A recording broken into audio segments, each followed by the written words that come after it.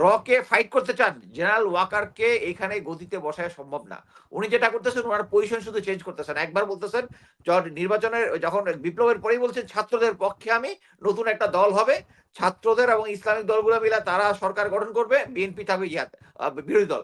পরিস্থিতির যাখন বুঝতে পারল যে বিএনপির পজিশনটা স্ট্রং, এখন চলে গেছে আবার শেখ হাসিনার ম্যাডাম খালেদা জিয়ার সাথে দেখা করার জন্য। জেনারেল ওয়াকার ভারতীয় প্রেসক্রিপশনে যখন দেখা গেছে যে আর শেখ হাসিনার টেকার সম্ভাবনা নাই, তিনি আন্দোলনকারী বিপ্লবী সাজার চেষ্টা করেছেন এবং ছাত্রদেরকে জেনারেল হামিদ, ডক্টর কি বলে আসিফ নজরুল, এরা মিলে এদেরকে ভুলভাল বুঝায় মোটামুটি একটা বিপ্লবটাকে ভিন্ন পথে, ভারতের পথে নিয়ে গেছে। সো এই প্রফেসর উনি সরকারের এগেইনস্টে ভারত মিডিয়া কথা বলতেছে, ভারত কথা বলতেছে, কিন্তু জেনারেল ওয়াকারের আবার পক্ষে কথা বলতেছে। এই সহজ ইকুয়েশন বোঝার জন্য আপনার রকেট সায়েন্টিস্ট যেটা বলেছেন যে পিলখানা ঘটনার সময় তারা ফিজিক্যালি কিছু লোক নিয়ে আসছিল আমাদের এখানে কিলার গ্রুপ। এখন কিন্তু মানে আমাদের আর রয়ের ফিজিক্যালি এখানে আসতে হয় না। র আর আওয়ামী লীগ এটা একটা সমার্থক শব্দ। এখন আওয়ামী লীগের যারা আছে তারাই রয়ের এজেন্ট হিসেবে কাজ করে এবং আমরা গত ৭ মাসে দেখেছি তারা কৃষিবস্তু জায়গায় সব জায়গায় পরিস্থিতি অস্থিতিশীল করার চেষ্টা করতেছে। এতে আমাদের কোনো ডাউট নাই। আর আপনি যেটা বললেন যে আমরা কে ফাইট করতে পারবো কিনা? আমরা কয়েকদিন আগে দেখেছি যে আ আ ভলকার তুর্ক বলেছে যে আ উনি নিজে বাংলাদেশকে সেনাবাহিনীকে ওয়ার্নিং দিয়েছে যে তারা যদি এই হত্যা মানে শেখ হাসিনার ফ্যাসিস্ট এই যে মানবাধিকার আ ব মানে মানবাধিকারের বিরুদ্ধে অবস্থান গ্রহণ করে, এই যে ছাত্রদের কিলিং এ অংশগ্রহণ করে, তাদেরকে ইউএন পিসকিপিং মিশন থেকে বাদ দেওয়া হবে। এটা কিন্তু আমরা এখন দেখলাম।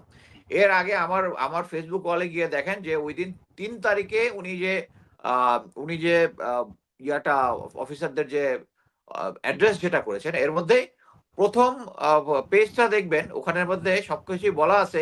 উনি বলতেছেন যে সন্ত্রাসী, আন্দোলনকারীদেরকে উনি বলতেছে সন্ত্রাসী বলে আখ্যা দিচ্ছে। পরবর্তীতে যখন জুনিয়র অফিসাররা এটা নিয়ে কথাবার্তা বলেছে তখন উনি তার পজিশন চেঞ্জ করেছে এবং ভলকার তুর্কের এতে আপনি ক্লিয়ারলি বুঝতে পারবেন যে অ্যাকচুয়ালি এই জেনারেল ওয়াকার ভারতীয় প্রেসক্রিপশনে যখন দেখা গেছে যে আর শেখ হাসিনার টেকার সম্ভাবনা নাই, তিনি আ আন্দোলনকারী বিপ্লবী সাজার চেষ্টা করেছেন এবং ছাত্রদেরকে জেনারেল হামিদ, ডক্টর কি বলে আসিফ নজরুল, এরা মিলে এদেরকে ভুলভাল বুঝায় মোটামুটি একটা বিপ্লবটাকে ভিন্ন পথে, ভারতের পথে নিয়ে গেছে। সো আপনি যদি এখন আ এই র কে ফাইট করতে চান, জেনারেল ওয়াকারকে এখানে গদিতে বসায়া সম্ভব না। উনি যেটা করতেছেন উনার পজিশন শুধু চেঞ্জ করতেছেন। একবার বলতেছেন যখন বিপ্লবের পরেই বলছেন ছাত্রদের পক্ষে আমি, নতুন একটা দল হবে। ছাত্রদের এবং ইসলামিক দলগুলো মিলে তারা সরকার গঠন করবে। বিএনপি থাকবে বিরোধী দল। পরিস্থিতির যখন বুঝতে পারল যে বিএনপির পজিশনটা স্ট্রং, এখন চলে গেছে আবার শেখ হাসিনার ম্যাডাম খালেদা জিয়ার সাথে দেখা করার জন্য।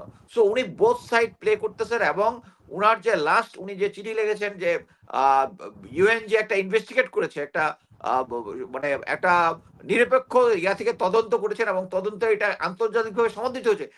ওই ওই ইনভেস্টিগেশন থেকে উনি সরাসরি প্রফেসর ইউনূস সরকারকে বাইপাস করে আম এএফডি এবং ডিফেন্স মিনিস্ট্রিকে বাইপাস করে উনি ইউএন যে বাংলাদেশ সদস্য ওখানে একটা চিঠি পাঠিয়েছেন উনি। যেটা ক্লিয়ারলি বোঝা যাচ্ছে এটা ভারতের প্রেসক্রিপশনে এটা হচ্ছে।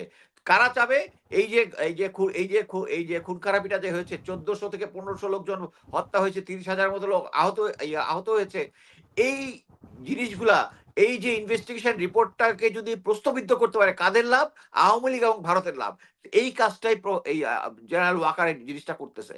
এবং আমি মনে করি যে প্রফেসর ইউনূস যদি এখনো যদি অনেকে কথা বলে যে এতজন লোকজন সেনাবাহিনীর ভিতরে গুম খুনের সাথে জড়িত, এদেরকে একসাথে বের করে দিলে আর্মি অচল হয়ে যাবে।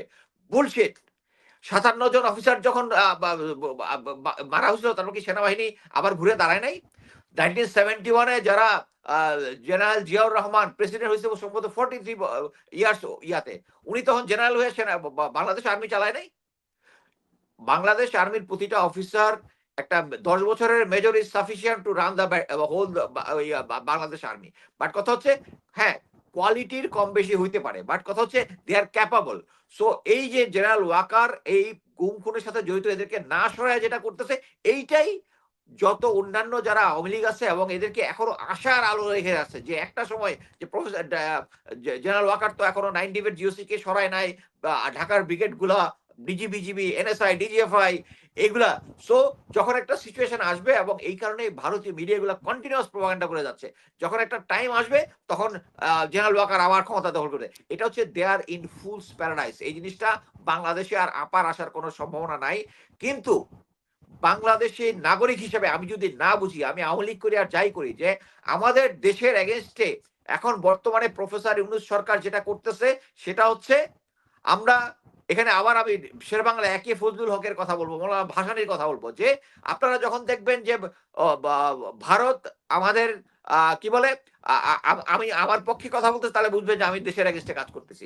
ভারত যদি বাংলাদেশের এগেনস্টে, এখন দেখেন এই প্রফেসর ইউনূস সরকারের এগেনস্টে ভারত মিডিয়া কথা বলতেছে, ভারত কথা বলতেছে, কিন্তু জেনারেল ওয়াকারের আমার পক্ষে কথা বলতেছে।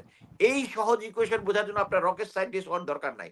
সো আমি মনে করি যে এই সিচুয়েশনে আমাদেরকে ফার্স্ট হচ্ছে নাগরিক হিসাবে, বাংলাদেশের নাগরিক আমাদের ইয়া হইতে হবে যে আমরা ভারতের ক্রীড়ানক হয়ে কাজ করব না এখানে। এটা হচ্ছে একটা, আমার মনে হয় আমাদের একটা ক্যাম্পেইন, মানে প্রফেসর ইউনূসের আমি মনে করি যে একটা ক্যাম্পেইন চালানো উচিত, যারা বাংলাদেশেরও হয়ে, বাংলাদেশে এরকম একটা সিচুয়েশন হয়ে ভারতের পক্ষে, রয়ের পক্ষে কাজ করে তাদেরকে, এবং আমাদের গোয়েন্দা সংস্থাগুলো একটা পার্ট, এটা আমি বলবো গোয়েন্দা সংস্থা যেটা ইয়েছে, কিছু অংশ উনি কিছু রিপোর্ট পাচ্ছেন, গোয়েন্দা সংস্থার থেকে কিছু রিপোর্ট পাচ্ছেন প্রফেসর ইউনূস, বাট ম্যাক্সিমামটাই হচ্ছে জেনারেল ওয়াকারের কথা মতো এখন পর্যন্ত চলতেছে।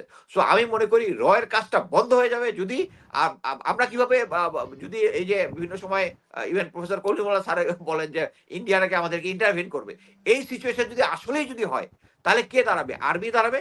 আর্মি জেনারেল ওয়াকারের পক্ষেও, জেনারেল ওয়াকার যে অলরেডি প্রুভেন যে ভারতীয় সেনাপ্রধানের সাথে তার কন্টিনিউয়াস কথা হয় 5 তারিখের পর থেকে, এবং কন্টিনিউয়াস কথা হয়, এবং উনার রাওয়ার যে ওই দিন যে ভাষণটা ছিল এ থেকে শুরু করে ওনার যতগুলো আছে সবগুলোতে বোঝা যাচ্ছে ওনার ইন্ডিয়ান কানেকশন আছে। সো এই মুহূর্তে জেনারেল ওয়াকারকে সরাই গেলে এই ভারতীয় যত হেজিমনি আছে, যত ইয়ে আছে, এগুলো সরে যাবে বলে আমি বিশ্বাস করি। এবং আমি মনে করি যে প্রফেসর ইউনূস ঠিক মতো কাজ করতেছে দেখেই, এবং সিচুয়েশন আস্তে আস্তে ভালো হচ্ছে, কিন্তু এই আস্তে আস্তে ভালোটা আরো স্পিড আপ করবে জেনারেল ওয়াকারকে যদি সরাই দেওয়া হয়। ধন্যবাদ। জি, ধন্যবাদ। ধন্যবাদ আপনাকে। আমি যেটা মনে করতেছি, আপনি যদি এই জিনিসটা দেখেন যে প্রথমে ওখানে প্রফেসর ইউনূস এবং সেক্রেটারি, জাতীয় সংসদ সেক্রেটারি জেনারেল গিয়ে যেটা বলেছেন, কোন সময় উনি এসছেন? যখন ইউএন এবং অন্যান্য আন্তর্জাতিক সংস্থাগুলো তাদের যে এদের যে এইডের একটা অংশ কেটে দিচ্ছে। কিন্তু প্রথমে এসে কিন্তু উনি গ্যারান্টি দিয়েছেন যে উনি এই এটার যে ফান্ডিংটা যেন থাকে, এবং এটা উল্লেখ করেছেন যে এই আ এই রোহিঙ্গাদের যে ফান্ডিং কাটাটা, এটা একটা ক্রিমিনাল অফেন্স উনি বলেছেন, কিন্তু এটা কিন্তু একটা স্ট্রং ওয়ার্ড। এবং এর সাথে আ প্রফেসর ইউনূস যেটা করেছেন, প্রফেসর ইউনূস ওখানে গিয়ে কিন্তু আপনারা যদি দেখেন চট্টগ্রামের ভাষায় কিন্তু উনি ভাষণটা দিয়েছেন। এর মানে কি? রোহিঙ্গা যারা আছে তারা কিন্তু চট্টগ্রামের ভাষা বুঝে, এবং এই প্রথম শেখ হাসিনা তাদেরকে নিয়ে এসেছিল হয়তোবা আসছিল ভারতের প্রেসক্রিপশনে, এবং হয়তোবা নিজের নোবেল পাওয়ার জন্য। কিন্তু এই প্রথমবার তাদেরকে কিন্তু শেখ হাসিনা আপন করে নেয় নাই। এই প্রথম প্রফেসর ইউনূস চিটাঙ্গি ভাষায় যে একটা বক্তৃতা দিলেন এবং সবাইকে আপন করে নিলেন, এবং বললেন যে তারা আমাদের একটা অংশ, একটা মুসলিম উম্মার অংশ। এই ফিলিংসটা কিন্তু উনি দিয়েছেন। এর মধ্যে যে যত সমালোচনাই করুক, কিন্তু এট দ্য এন্ড হচ্ছে তারা যে আমাদের মুসলিম উম্মার অংশ, এবং আমরা তাদেরকে সাহায্য সহযোগিতা করেছি, এবং এই প্রথম তারা আমাদেরকে ক্লোজ ভাবা শুরু করছে, যেটা আমি বিভিন্ন মিডিয়ার মাধ্যমে যেটা জানতে পারলাম। সো আমি মনে করি যে আগামী ১ বছরের মধ্যে যে প্রফেসর ইউনূস যেটা বলেছেন, এটা সম্ভব, এবং সম্ভব হবে কখন? যখন আমি অন গ্রাউন্ড এ এই কাজটা করবেন, এবং অন গ্রাউন্ড এ আপনি এটা নিয়ে মুভ করবেন।